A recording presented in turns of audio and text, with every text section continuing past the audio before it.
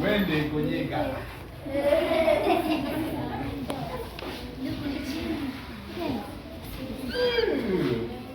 This person belongs to Wendy.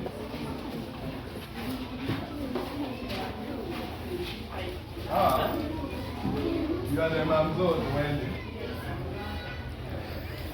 Wendy, it's your mama. And this animal, you're a pumpkin. You're a pumpkin, how are you?